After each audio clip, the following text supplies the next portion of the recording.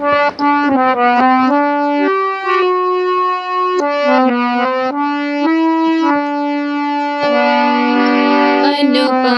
है प्रभु, अमूल्य है प्रभु, अनंत है प्रभु, अतुल्य तेरा प्यार। तूने रची प्रभुवर दुनिया हमारे लिए, तूने रची प्रभुवर दुनिया हमारे लिए। अंबर जल थल फूल बहार तेरी स्तुति करते।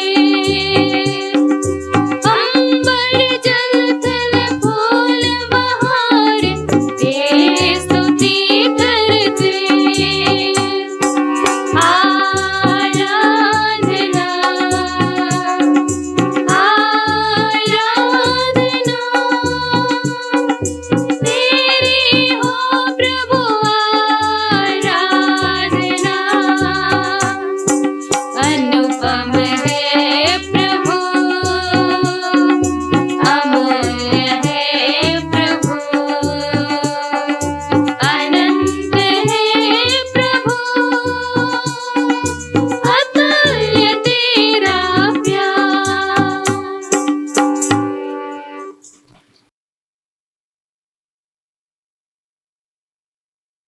पिता, पुत्र और पवित्र आत्मा के नाम पर आमीन। हमारे प्रभु यीशु क्रिस्त की कृपा, ईश्वर का प्रेम तथा पवित्र आत्मा का साहचर्य आप सबों को प्राप्त हो। और आपको भी। क्रिस्त में प्रिय भाई और बहनों, बीते रविवार को ईसा बलिदान में सुसमाचार में हमने सुना बीज बोने वाले का दृष्टांत, और वहां पर हमने ये शिक्षा ग्रहण किया, हमारे दिल को सदा तैयार, सदा उपजाऊ और सदा शुद्ध बनाए रखना चाहिए, जिससे कि प्रभु का वाणी बीज की तरह हमारे दिल में पड़े और वृक्ष बने और फल उत्पन्न करे। आज दृष्टांतों के श्रृंखला को आगे बढ़ाते हुए प्रभु संत मत्ती के सुसमाचार में पुनः समझाते हैं, जो बीज बोया जाता है अच्छा बुरा होता है, जो फसल उगता है वो अच्छा फसल भी होता है और नुकसानदायक फसल भी होता है, बुरा फसल भी होता है। समय आने पर प्रभु इसका निर्णय लेता है, बुरे को आग में जला देता है और अच्छे फसल को भंडार में इकट्ठा करता है। ये हमारे जीवन के लिए अति सुंदर संकेत है, हमारा जीवन कैसे होना चाहिए, अच्छे बुराई के प्रति हमारा दृष्टिकोण, हमारा विचार, हमारा धारणा क्या होना चाहिए। आइए हम अपने आप को तैयार करें प्रभु के वाणी को ग्रहण करने के लिए, इस मिस्सा बलिदान में योग्य रीति से भाग लेकर हमारे विश्वास को दृढ़ करने के लिए, हमारे दिलों को और उपजाऊ और तैयार और योग्य बनाने के लिए। इस राज्य हमारे दिल में बीज की तरह छोटे से राई के दाने की तरह पड़ेगा, जब ये तैयार रहता है और वही बढ़कर वृक्ष देता है। आइए हम अपने आप को तैयार करें, जिससे कि ये बलिदान योग्य रीति से हम चढ़ा सकें।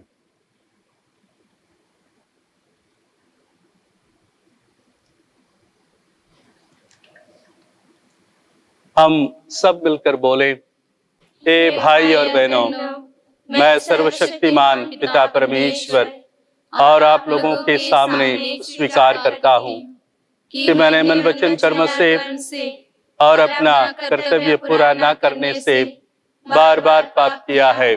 मैं अपना दोष स्वीकार करता हूँ। इसलिए मैं धन्य कुंवारी मरियम से, सब स्वर्गदूतों, सब संतों और आप लोगों से, ए भाई और बहनों, विनती करता हूँ कि आप मेरे लिए प्रभु परमेश्वर से प्रार्थना करें। सर्वशक्तिमान ईश्वर हम लोगों पर दया करें और हमारे पाप क्षमा कर हमें अनंत जीवन प्रदान करें। आमीन।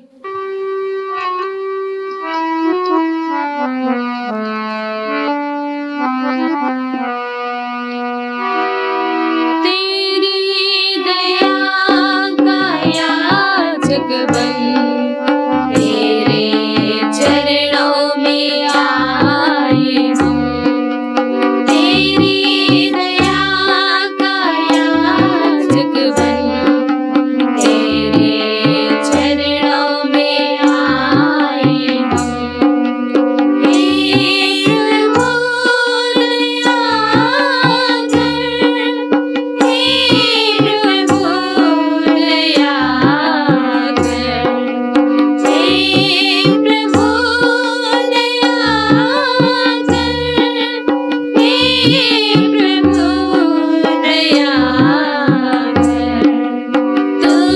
हे प्रभु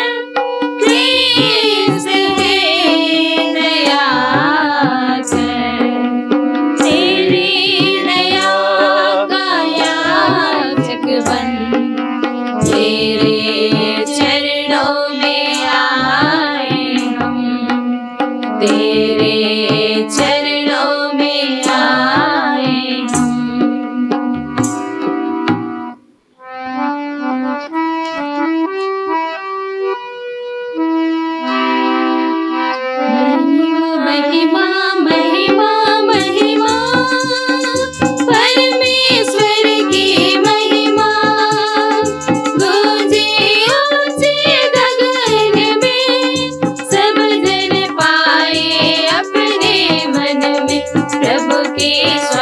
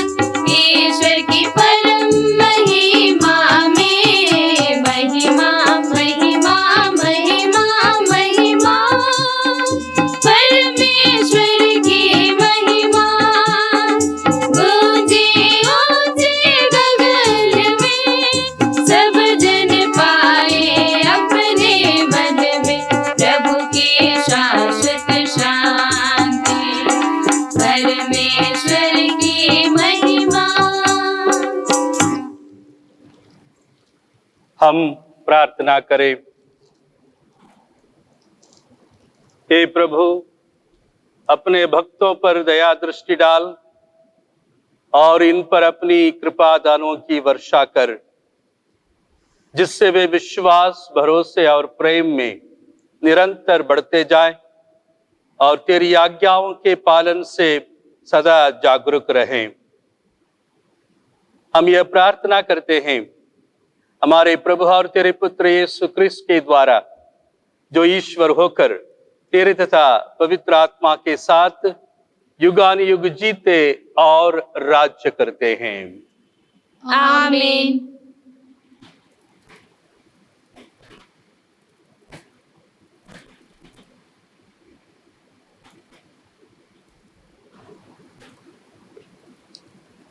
वर्ष का 16वां इतवार। प्रज्ञा ग्रंथ से आज का पहला पाठ। तुझे छोड़कर और कोई ईश्वर नहीं, तू ही समस्त सृष्टि की रक्षा करता है। यह आवश्यक नहीं कि तू किसी को इसका प्रमाण दे कि तेरे निर्णय सही हैं। तेरा न्याय तेरे सामर्थ्य पर आधारित है। तू सबका स्वामी है और इसलिए सब पर दया करता है। तू तभी अपना सामर्थ्य प्रकट करता है जब तेरी सर्वशक्तिमत्ता पर संदेह किया जाता है। तू उसी को दंड देता है जो तेरी प्रभुता जानकर तुझे चुनौती देता है। तू सर्वशक्तिशाली होते हुए भी उदारतापूर्वक न्याय करता और बड़ी कृपालुता से हम पर शासन करता है, क्योंकि तो इच्छानुसार अपना सामर्थ्य दिखा सकता है। इस प्रकार तूने अपनी प्रजा को यह शिक्षा दी है कि धर्मी को अपने भाइयों के प्रति सहृदय होना चाहिए, और तूने अपने पुत्रों को यह भरोसा दिलाया कि पाप के बाद तू उन्हें पश्चाताप का अवसर देगा। यह प्रभु की वाणी है। ईश्वर को धन्यवाद।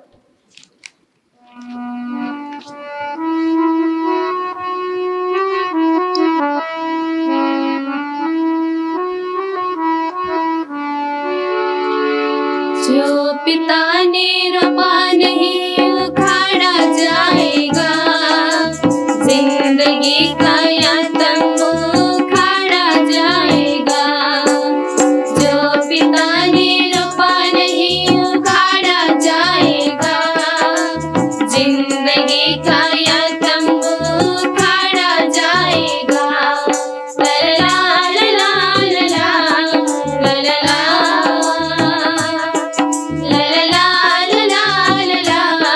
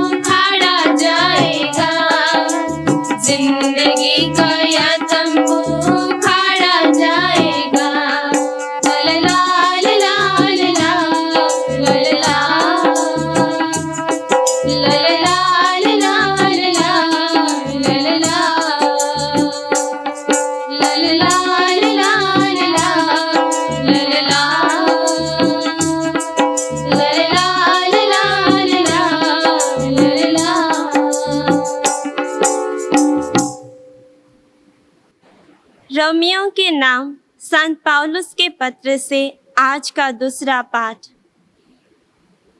आत्मा हमारी दुर्बलता में हमारी सहायता करता है।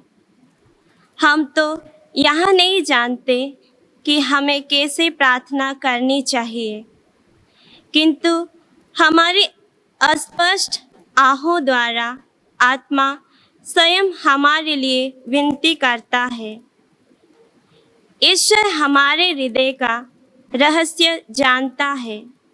वह समझता है कि आत्मा क्या कहता है, क्योंकि आत्मा ईश्वर की इच्छानुसार संतों के लिए विनती करता है।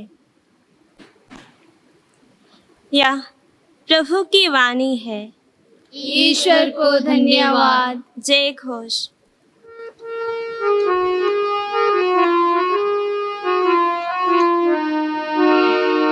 आओ हमें उसकी स्तुति करें, प्रभु यीशु की स्तुति करें।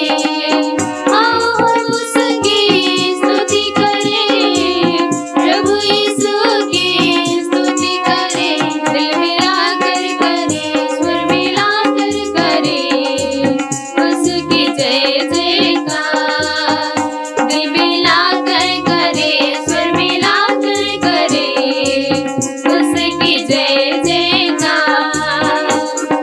आले आले हालेलुया, आले आले हालेलुया, आले आले हालेलुया, आले आले हालेलुया। प्रभु आप लोगों के साथ हो। और आपके साथ भी। संत मत्ती के अनुसार पवित्र सुसमाचार। प्रभु की जय। अध्याय 13 वाक्यांश 24 से लेकर 43 तक। यीशु ने उनके सामने एक और दृष्टांत प्रस्तुत किया। स्वर्ग का राज्य उस मनुष्य के सदृश है जिसने अपने खेत में अच्छा बीज बोया था। परंतु जब लोग सो रहे थे तो उनका बैरी आया और गेहूं में जंगली बीज बोकर चला गया।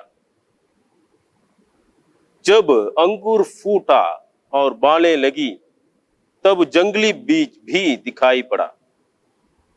इस पर नौकरों ने आकर स्वामी से कहा, मालिक, क्या आपने अपने खेत में अच्छा बीज नहीं बोया था? उसमें जंगली बीज कहां से आ पड़ा? स्वामी ने उनसे कहा, यह किसी बैरी का काम है। तब नौकरों ने उनसे पूछा, क्या आप चाहते हैं कि हम जाकर जंगली बीज बटोर लें? स्वामी ने उत्तर दिया, नहीं, कहीं ऐसा ना हो कि जंगली बीज बटोरते समय तुम गेहूं भी उखाड़ डालो। कटनी तक दोनों को साथ साथ बढ़ने दो। कटनी के समय मैं लुनने वालों से कहूंगा, पहले जंगली बीज बटोर लो और जलाने के लिए उन्हें गट्ठा बांधो। तब गेहूं को मेरे पखार में जमा करो। यीशु ने उनके सामने एक और दृष्टांत प्रस्तुत किया। स्वर्ग का राज्य राई के दाने के सदृश है, जिसे एक मनुष्य ने लिया और अपने खेत में बो दिया। यह जो सब बीजों से छोटा है, परंतु बढ़कर सब पौधों से बड़ा हो जाता है और ऐसा पेड़ बनता है कि आकाश की पंछी आकर उसकी डालियों में बसेरा करते हैं। यीशु ने उन्हें एक और दृष्टांत सुनाया। स्वर्ग का राज्य उस खमीर के सदृश है, जिसे एक स्त्री ने लेकर 3 पसेरी आटे में मिला दिया और सारा आटा खमीरा हो गया। यीशु दृष्टांतों में ही ये सब बातें लोगों को समझाते थे। बिना दृष्टांत के वह उनसे कुछ नहीं कहते थे, जिससे नबी का यह कथन पूरा हो जाए, मैं दृष्टांत बोलूंगा, पृथ्वी के आरंभ से जो गुप्त रहा उसे मैं प्रकट करूंगा। यीशु भीड़ को विदा कर घर लौटे। उनके शिष्यों ने उनके पास आकर कहा, खेत में जंगली बीज का दृष्टांत हमें समझा दीजिए। यीशु ने उत्तर दिया, अच्छा बीज बोने वाला मानव पुत्र है। खेत संसार है, अच्छा बीज राज्य की प्रजा है, जंगली बीज दुष्ट आत्मा की प्रजा है। बोने वाला बैरी शैतान है, कटनी संसार का अंध है, लुनने वाले स्वर्गदूत है। जिस तरह लोग जंगली बीज बटोरकर आग में जला देते हैं, वैसे ही संसार के अंत में होगा। मानव पुत्र अपने स्वर्गदूतों को भेजेगा और वे उनके राज्य से सब बाधाओं और कुकर्मियों को बटोरकर आग के कुंड में झोंक देंगे। वहां वे रोएंगे और दांत पीसते रहेंगे। तब धर्मी अपने पिता के राज्य में सूर्य की तरह चमकेंगे। जिसके सुनने के कान हो वह सुन ले। यह प्रभु का दिव्य सुसमाचार है। ख्रीस्त प्रभु की जय। इसमें प्रिय भाई और बहनों, सुसमाचार में हम सुनते हैं कि प्रभु यीशु दृष्टांतों में शिक्षा दिया करते थे। शिष्य इस बात को जानते थे और उनसे यह सवाल भी पूछा कि प्रभु आप दृष्टांतों से क्यों हमें शिक्षा देते? वास्तव में इसका उद्देश्य भी है। प्रभु इस तरह दृष्टांतों को प्रयोग करते हैं अपनी शिक्षा में, जिससे कि मनुष्य के हृदय को जांचने के लिए, मनुष्य के हृदय का परीक्षण करने के लिए उसे अवसर मिले। दृष्टांतों में तो प्राकृतिक उदाहरण से या जो चारों तरफ देखा जाता है दैनिक जीवन में, उन उदाहरणों से प्रभु बात करते थे, बल्कि मनुष्य के सुनने वालों के हृदय परीक्षण के लिए वो दृष्टांतों में बात करते थे, जिससे कि हम उसे अपने जीवन में लागू करें और अपने जीवन की ओर मुड़े और देखें, और अपने जीवन में जो भलाई है, बुराई है, नैतिकता है, अनैतिकता है, धार्मिकता है, अधार्मिकता है, इन बातों को हम समझ सकें और प्रभु के शिक्षा अनुसार जीवन बिता सकें और फल उत्पन्न कर सकें। मुख्य उद्देश्य वही है। हर मनुष्य को, हर विश्वासी को और हर क्रिस्तीय को प्रभु के वाणी को ये सुनने के बाद, प्रभु के अनुयायी बनने के बाद अच्छा फल उत्पन्न करना चाहिए। उसी में संसार आनंदित होता है, उसी में संसार को लाभ होता है। तो आज भी हम दृष्टांतों द्वारा प्रभु के शिक्षा को ग्रहण किए हैं। मत्ती के सुसमाचार में कहा जाता है 7 दृष्टांत लगातार सुनाते हैं प्रभु। उस श्रृंखला में आज हम लोग अंतिम दृष्टांतों को सुने हैं। अच्छा फसल, जंगली फसल, राई के दाने का जो बीज और खमीर जो आटे में या रोटी में मिलाया जाता है, इन 3 उदाहरणों से प्रभु धार्मिकता के बारे में सिखाते हैं।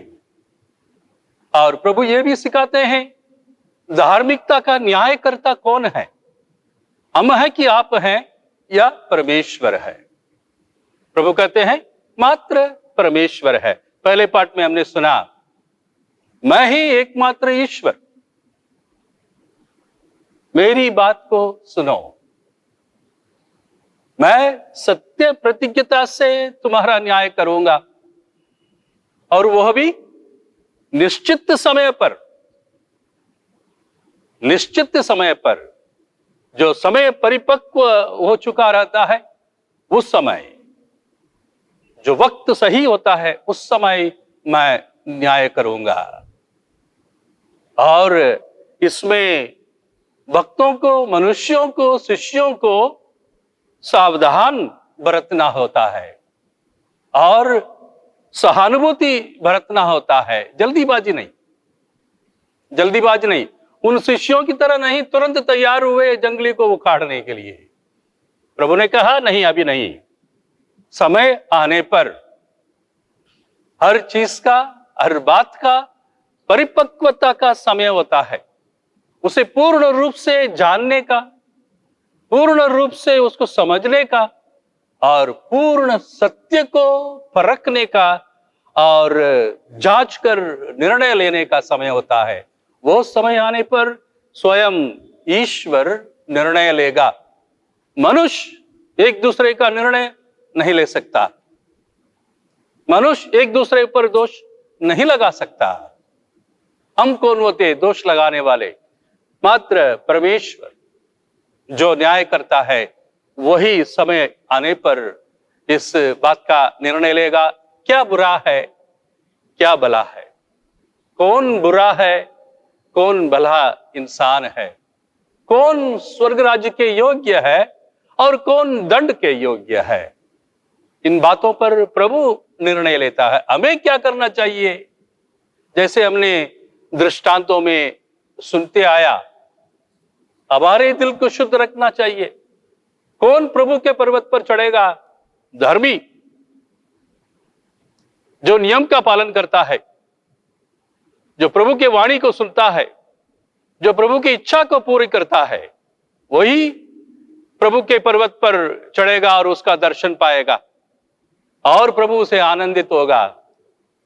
तो हमें धार्मिकता को अपनाना है, प्रभु की शिक्षा पर चलना है और अपने दिलों को शुद्ध, निर्दोष एवं सुयोग्य उपजाऊ भूमि की तरह बनाए रखना है, जहां अच्छा फसल हो। हमारे दिल में जंगली फसल नहीं होना चाहिए, हमारे खेत में जंगली फसल नहीं होना चाहिए, हमारे परिवार में जंगली फसल नहीं होना चाहिए। व्यर्थ हो जाएगा प्रभु का आशीर्वाद, व्यर्थ हो जाएगा प्रभु का बपतिस्मा, व्यर्थ हो जाएगा प्रभु का संस्कार। तो यदि जंगली फसल होगा, वो आग में झोंक दिया जाएगा, जला दिया जाएगा।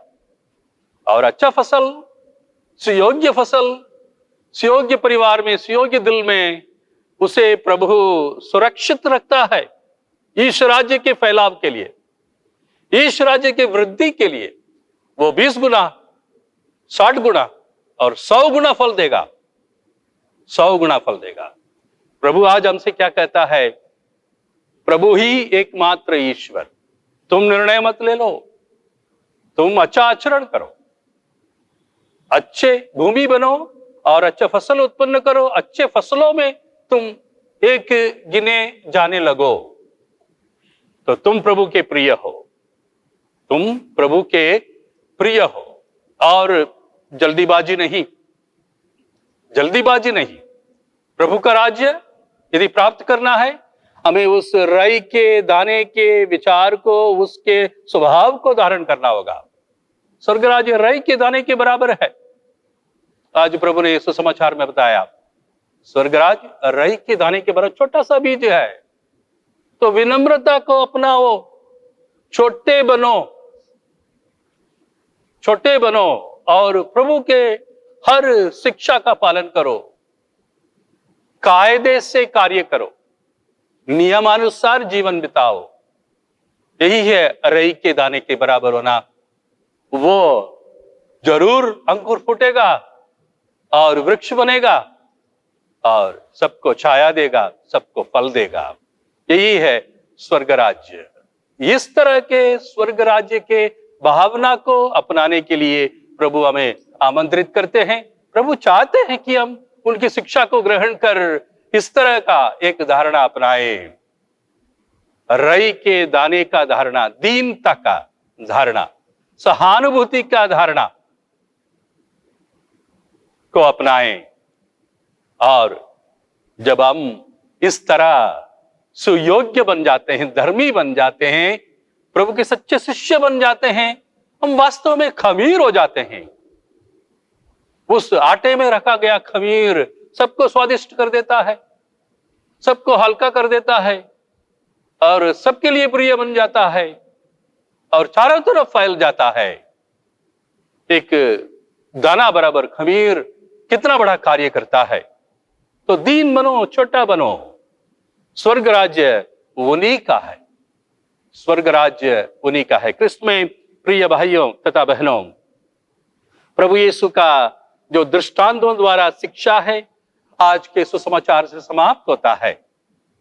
लेकिन यदि हम सातों दृष्टांतों को पढ़ेंगे, उस पर दृष्टि डालेंगे, सातों दृष्टांत स्वर्ग राज्य के बारे में है, स्वर्ग राज्य के प्राप्ति के बारे में है और स्वर्ग राज्य में सदस्य होने के बारे में है और स्वर्ग राज्य को फैलाने के लिए साधन बनने के बारे में है। तो ये सब के लिए अच्छा दिल चाहिए, उपजाऊ भूमि चाहिए, निर्दोष मन चाहिए, विनम्रता चाहिए, ईश्वर के प्रति भय चाहिए और ईश्वर को सबसे बड़ा मानना चाहिए। संसार के जंगल में नहीं घुसना चाहिए, उसमें पड़े रहेंगे हमारा फसल जो है जंगली हो जाएगी। ये समझना चाहिए ये पृथ्वी क्षणभंगुर है, ये पृथ्वी, ये संसार तत्कालीन है। हमेशा रहने वाला संसार कौन सा है? स्वर्ग राज्य, जो राई के दाने से पनपता है, जो राई के दाने से बड़ा होता है। हमेशा स्वाद देने वाला कौन है? खमीर, जो छोटा सा चुटकी भर खमीर जो है इतने सारे आटे को स्वादिष्ट बना सकता है और वही स्वर्ग राज्य की तुलना है।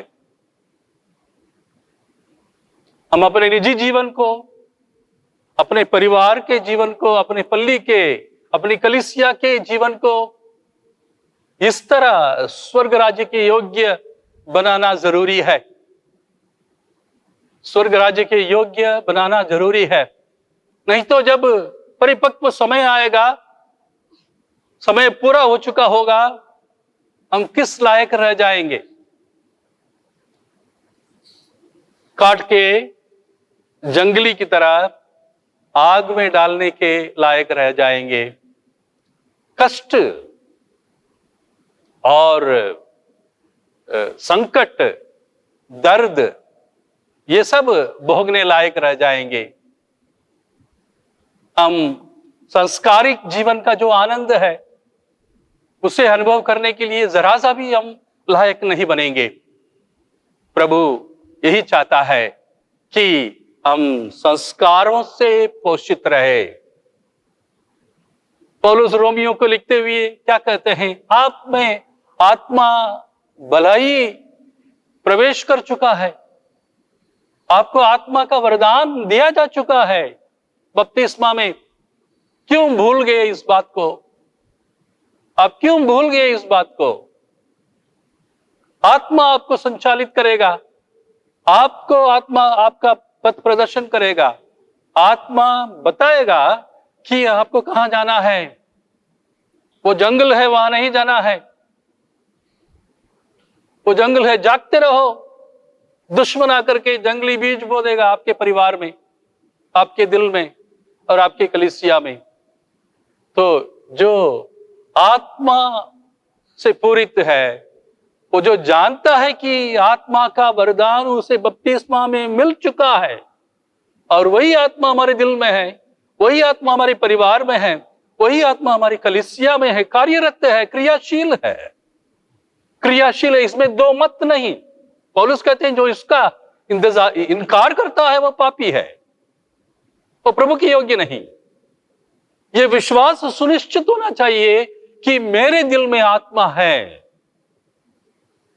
हमारे बपतिस्मा में और दूसरा बपतिस्मा प्रभु के पुनरुत्थान द्वारा हमें प्राप्त है, नया बपतिस्मा, उसके द्वारा भी आत्मा सदा के लिए मेरे दिल में विराजमान है, मेरे परिवार में निवास करता है, मेरी कलीसिया में उपस्थित है, क्रियाशील है। उसकी बात सुनो, उसकी बात सुनो। प्रभु के आगे मत चलो, प्रभु के साथ चलो। प्रभु ही एकमात्र ईश्वर है। वो पथ दिखाएगा, वो निर्णय लेगा तुम्हारे लिए, तुम्हारे जीवन के लिए। उसका निर्णय न्याय संगत है। उसके निर्णय के बारे में हम कैसे जानेंगे? पवित्र पुस्तक से जानेंगे, संस्कारों की तालीम से जानेंगे, कलीसिया के उपदेश से जानेंगे। तो उसके निर्णय न्याय संगत है, वही फाइनल है, वही फाइनल है और वो एकदम सुनिश्चित है, उसमें डगमगाने की कोई आवश्यकता नहीं। आप आत्मा से अभिषिक्त है, एकदम दृढ़ रहिए, प्रभु की वाणी को सुनिए, प्रभु के नियमों का पालन करिए और प्रभु को ही एकमात्र ईश्वर मानिए। प्रभु को अपने जीवन में, अपने परिवार में प्रथम स्थान दीजिए। प्रभु के वचन को बीज की तरह आपके दिल में, आपके परिवार में, आपकी कलीसिया में पनपने दीजिए, वृक्ष बनने दीजिए, फल उत्पन्न करने दीजिए। उस फल का स्वयं आनंद लीजिए और उस फल को दूसरों को भी बांटकर आनंद प्रदान करिए। यही स्वर्ग का राज्य है। राई के दाने के बराबर विनम्रता चाहिए। अपने को सबसे लास्ट बनाकर पहले होने का स्वर्ग राज्य में दावा करना चाहिए। कृष्ण में प्रिय भाइयों तथा बहनों, आजकल हम जानते हैं हम संकट के समय से गुजर रहे हैं। लगता है कि संसार एकदम शैतान से भरा हुआ है। लगता है कि संसार आगजनी है एकदम। हर तरफ मृत्यु, हर तरफ बीमारी, हर तरफ भय, हर तरफ संदेह, हर तरफ अनिश्चितता। इंसान से डर रहा है। क्यों? मेरा एकमात्र जवाब है, हम ईश्वर से दूर हो गए हैं। हो सकता है जरा सा दूर हो गए हैं, ज्यादा नहीं। अभी भी समय है समीप आने का। उसके वाणी को हमारे दिल में, हमारे परिवार में प्राथमिकता देने का। राई के दाने को हमारे दिल में, हमारे परिवार में बोने का। रोटी को स्वादिष्ट करने वाली खमीर बनकर जीवन बिताने का। प्रभु यही कहता है इस संकट के समय, स्वर्ग राज्य निकट है तुम्हारे लिए। राई के दाने के बराबर बन जाओ, रोटी में रखी गई खमीर की तरह बन जाओ।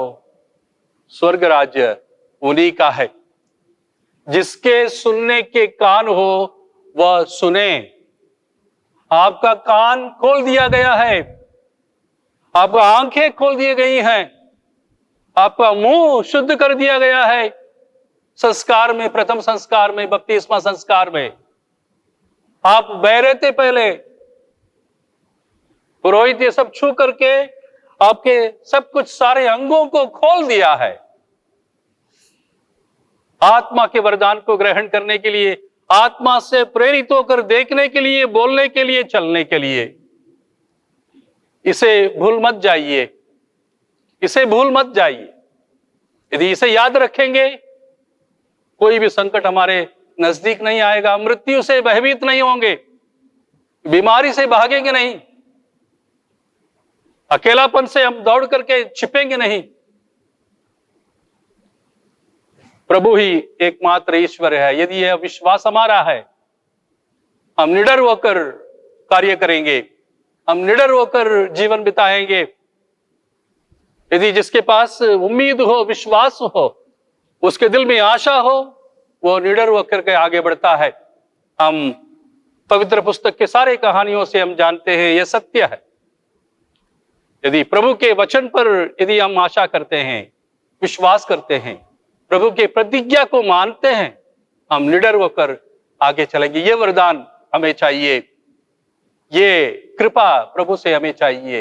ये क्रिस्तीय संस्कार इस बात को बार बार दोहराता है, इस बात का स्मरण बार बार देता है, और इसलिए इसकी याद में हम इसको किया करते हैं, रोज किया करते हैं। आइए हम प्रभु पर अपने विश्वास को दृढ़ करें। प्रभु ही एकमात्र ईश्वर है, तीन पुरुष, एक ही ईश्वर, पिता, पुत्र और पवित्र आत्मा। तो हमारे दिल में विराजमान है। उसके बपतिस्मा पर हम विश्वास करते हैं, उसके जीवन पर हम विश्वास करते हैं, उसके मृत्यु और पुनरुत्थान पर हम विश्वास करते हैं कि वो कलीसिया में जीवित है। इस बात पर हम विश्वास करते हैं। इस विश्वास को हम दोहराएं और अपने आप को नवीन बनाएं, जिससे कि हम आने वाले युग में जो भय है, जो संकट है, जो कष्ट है, उसका सामना निडर होकर, धैर्य के साथ, विश्वास के साथ हम कर सकें। आमीन।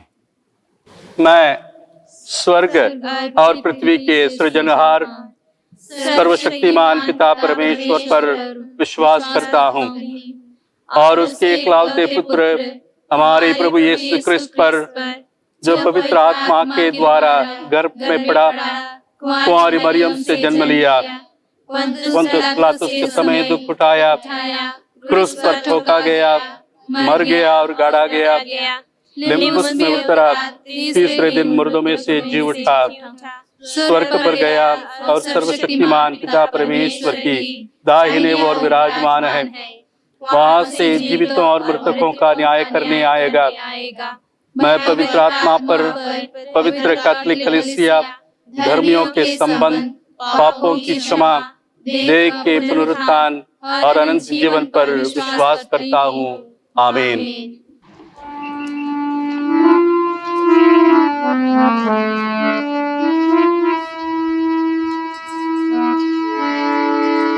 प्रभु मेरी भेंट को ग्रहण करो, पावन मानो, पावन मानो,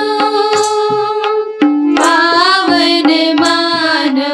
प्रभु मेरी भेंट को ग्रहण करो। जो कुछ मैं हूँ, जो मैं करता, जो कुछ मैं हूँ, जो मैं करता, मेरा सब कुछ तुम्हारा, तुम्हें समर्पित करो, तुम्हें समर्पित करो। प्रभु मेरी भेंट को ग्रहण करो, पावन मानो, पावन मानो, पावन मानो। प्रभु मेरी भेंट को ग्रहण करो।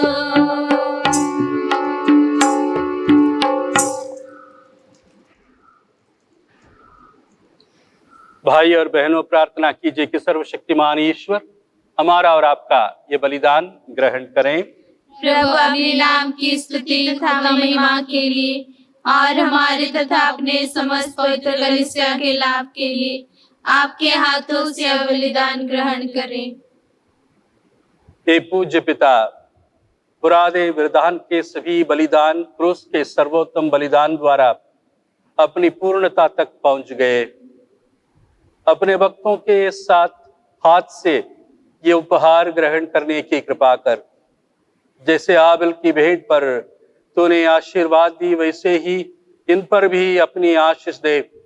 यहाँ उपस्थित प्रत्येक व्यक्ति ने तेरी महिमा के लिए जो भेंट चढ़ाई है, वो सबके लिए मुक्तिप्रद हो। ये वर दे हमारे प्रभु क्रिस्त के द्वारा।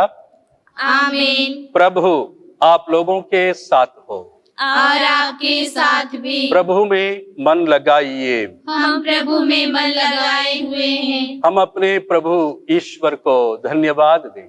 यह उचित और आवश्यक है।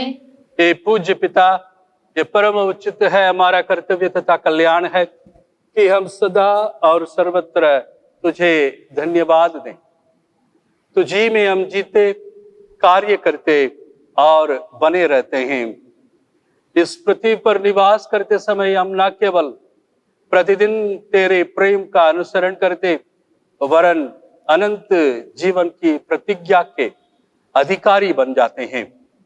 जिस पवित्र आत्मा ने प्रभु यीशु को मृतकों में से जीवित कर दिया, उसी के प्रथम फल प्राप्त करने से हमें आशा मिली है कि हम अनंत पास्का के भागी सदा सर्वदा बने रहेंगे। इसलिए हम तुझे धन्यवाद देते और स्वर्गदूतों के साथ तेरा गुणगान करते हुए एक स्वर से गाते हैं।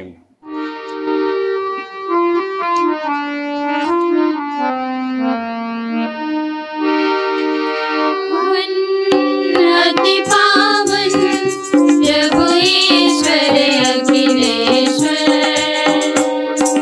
पावन अति पावन प्रभु ईश्वर अखिलेश्वर, सर्व धरा की कोने कोने गूंजे तेरा नाम, परमेश्वर की महिमा गरिमा फैले तीनों धाम, फैले तीनों धाम, पावन अति पावन प्रभु ईश्वर अखिलेश्वर, धन्य है वह जो आता है परमेश्वर के नाम, परमेश्वर की महिमा गरिमा फैले तीनों धाम,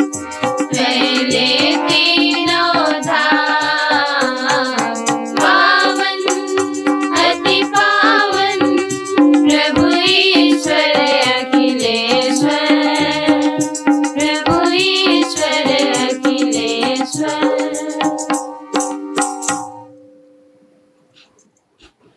हे परम पिता, तू वास्तव में पवित्र है, सारी पवित्रता का स्रोत है। हम तुझसे निवेदन करते हैं, तू ये उपहार अपने आत्मा के संस्पर्श से पवित्र कर दे कि यह हमारे प्रभु यीशु क्रिस्त का शरीर तथा रक्त बन जाए।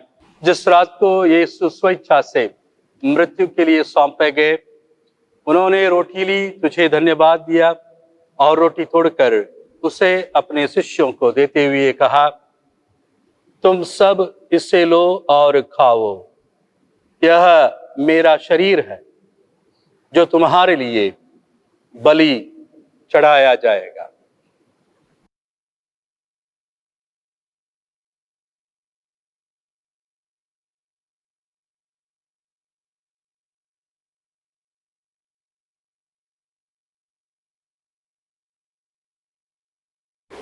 इसी भांति भोजन के बाद उन्होंने कटोरा लिया, तुझे धन्यवाद दिया और अपने शिष्यों को देते हुए कहा, तुम सब इससे लो और पियो, यह मेरे रक्त का कटोरा है, नवीन और अनंत व्यवस्था का रक्त, जो तुम्हारे और सबों के पापों की क्षमा के लिए बहाया जाएगा। तुम मेरी स्मृति में यह किया करो।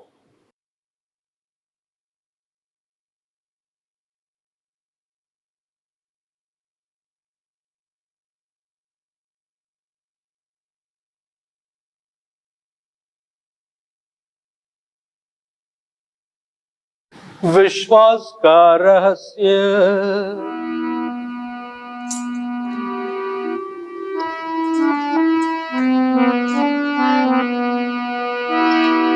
प्रभु ने मरकर हमें अमर बनाया और पुनर्जीवित होकर हमें जीवन दान दिया। इसे हम उनके पुनरागमन घोषित करते रहेंगे, घोषित करते रहेंगे।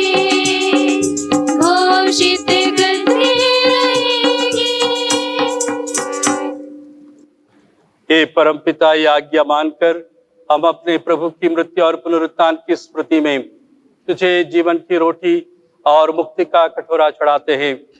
हम तुझे धन्यवाद देते हैं कि तूने हमें अपने सम्मुख उपस्थित होने और अपनी सेवा करने का सौभाग्य प्रदान किया है।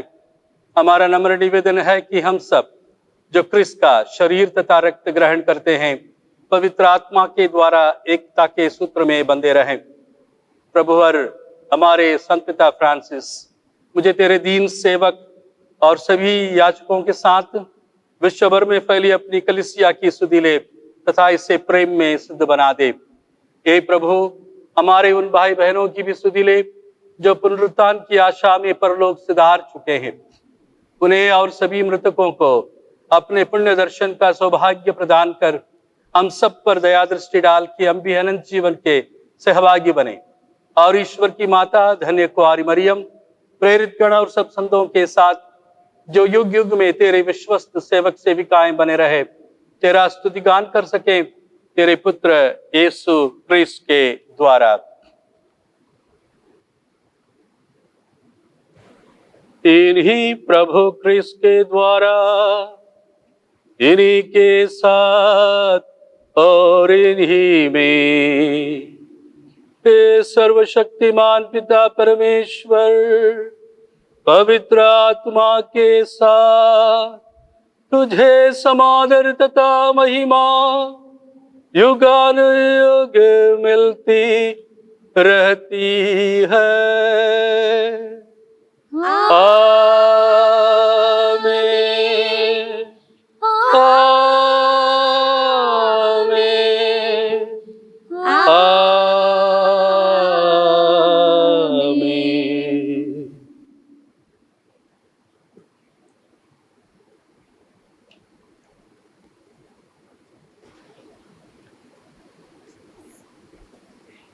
हम सब मिलकर पिता परमेश्वर से प्रार्थना करें जैसे प्रभु ने हमें सिखाया है। हे हमारे पिता जो स्वर्ग में है, तेरा नाम पवित्र किया जावे, तेरा राज्य आवे, तेरी इच्छा जैसे स्वर्ग में है वैसे इस पृथ्वी पर भी पूरी हो। हमारा प्रतिदिन का आहार आज हमें दे और हमारे अपराध हमें क्षमा कर जैसे हम भी अपने अपराधियों को क्षमा करते हैं। हमें परीक्षा में ना डाल परंतु बुराई से बचा। हे प्रभु, हम तुझसे प्रार्थना करते हैं सभी बुराइयों से हमें बचा और इस जीवन में हमें कृपा पूर्वक शांति प्रदान कर। हम तेरी दया से सदा पाप से दूर और हर विपत्ति से सुरक्षित रहें और उस दिन की प्रतीक्षा करते रहें जब हमारे मुक्तिदाता यीशु क्रिस्त फिर प्रकट होकर हमारी मंगलमय आशा पूरी करेंगे। क्योंकि तेरा राज्य, तेरा सामर्थ्य और तेरी महिमा अनंत काल तक बनी रहती है। हे प्रभु यीशु क्रिस्त, तूने अपने प्रेरितों से कहा है, मैं तुम्हारे लिए शांति छोड़ जाता हूँ, अपनी शांति तुम्हें प्रदान करता हूँ। तू हमारे पापों पर नहीं, अपनी कलीसिया के विश्वास पर दृष्टि डाल और उसे शांति तथा एकता प्रदान कर। तू युगानुयुग जीता और राज्य करता है। आमीन। प्रभु की शांति सदा आप लोगों के साथ रहे। और आपके साथ भी। परस्पर शांति अभिवादन करें। क्रिस्त की शांति। हे ईश्वर के मेमने जो संसार के पाप हर लेता है, हम पर दया कर। हे ईश्वर के मेमने जो संसार के पाप हर लेता है, हम पर दया कर। हे ईश्वर के मेमने जो संसार के पाप हर लेता है, हमें शांति प्रदान कर। देखिए ईश्वर का मेमना जो संसार के पाप हर लेता है। धन्य हम सब इसे ग्रहण करने बुलाए जाते हैं। हे प्रभु, मैं इस योग्य नहीं हूँ कि आप मेरे यहाँ आवे, किंतु एक शब्द कह दे और मेरी आत्मा चंगी हो जाएगी। क्रिस्त का शरीर और रक्त अनंत जीवन के लिए हमारी रक्षा करता रहे। आमीन। पेज 244।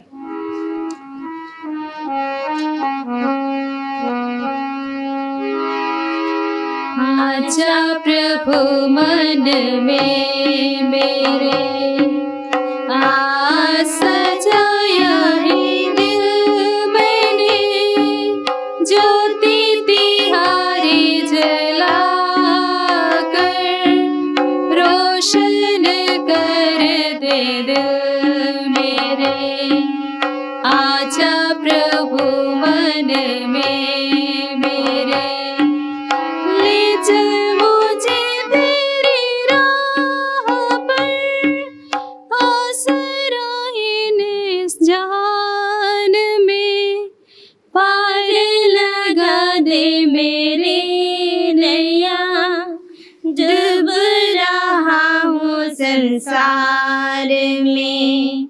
आजा प्रभु मन में मेरे, सजाया है दिल मैंने, ज्योति तिहारी जला कर, रोशन कर दे दिल मेरे।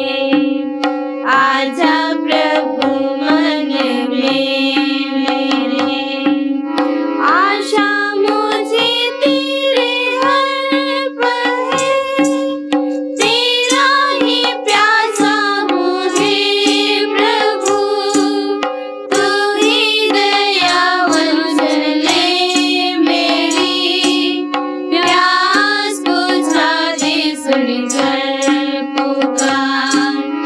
आजा प्रभु मन में मेरे,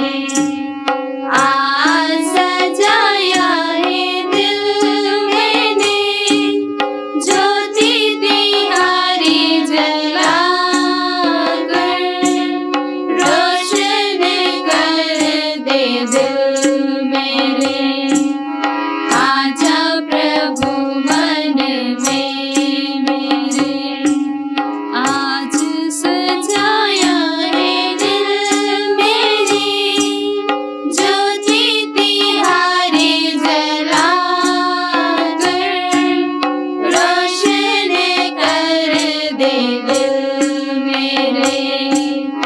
आजा प्रभु मन में मेरे। आइए हम प्रभु को धन्यवाद दें प्रभु के उपस्थिति के लिए। प्रभु अपने वचन में उपस्थित रहकर हमसे बात करता है। प्रभु रोटी और दाखरस के रूप में हमारे दिल में प्रवेश करता है और प्रतिदिन हर पल हर क्षण हमारे दिल में निवास करता है। जहां प्रभु निवास करता है वो दिल उपजाऊ है, वो दिल योग्य है। प्रभु के वाणी रूपी बीज उस दिल में पड़ने के लिए योग्य है और वही दिल अच्छा फसल उत्पन्न कर सकता है। प्रभु अपने संस्कारों द्वारा हमें यह सौभाग्य, ये कृपा हमें प्रदान करते हैं। हम प्रभु को धन्यवाद दें। इस यूकरिस्तीय बलिदान द्वारा हम प्रभु से जुड़ जाएं, प्रभु हमारे दिल में बस जाए, प्रभु हमारे दिल को शुद्ध करे, प्रभु हमारे दिल को स्वर्ग राज्य के योग्य बनाए, हमारे दिल से स्वर्ग राज्य की भावनाएं उमड़ पड़े। सबको ये जाने स्वर्ग राज्य उन्हीं का है जो विनम्र है, स्वर्ग राज्य उन्हीं का है जो धर्मी है, स्वर्ग राज्य उन्हीं का है वो एकमात्र परमेश्वर को एक ही ईश्वर मानते हैं, उसी को अपने जीवन का स्वामी बनाते हैं।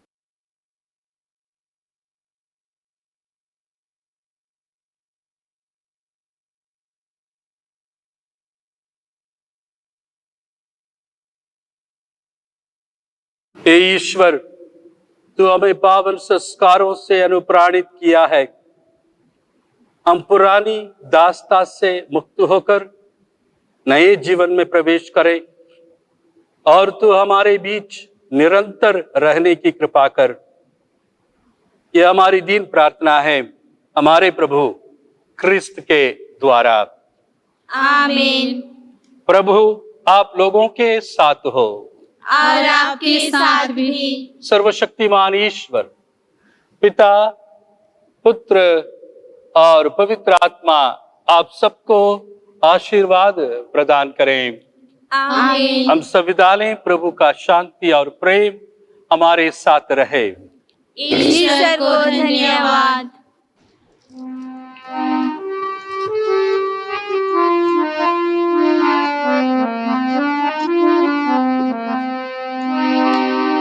मैं सदा तुम्हारे साथ हूँ, कभी न तुम डरना।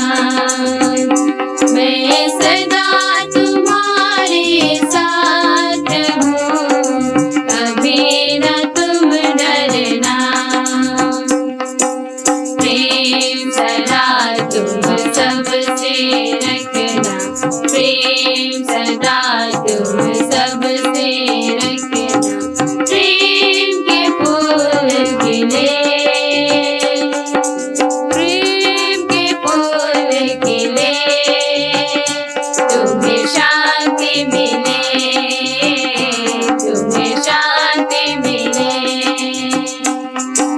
मैंने तुमसे प्रेम किया है, प्रेम सबको सिखलाना है। मैंने तुमसे प्रेम किया है, प्रेम सबको सिखलाना है। बैरी हो या मित्र हो अपना, बैरी हो या मित्र हो अपना, प्रेम से उन्हें अपनाना है, प्रेम से उन्हें अपनाना है। तुम्हें शांति मिले, तुम्हें शांति मिले।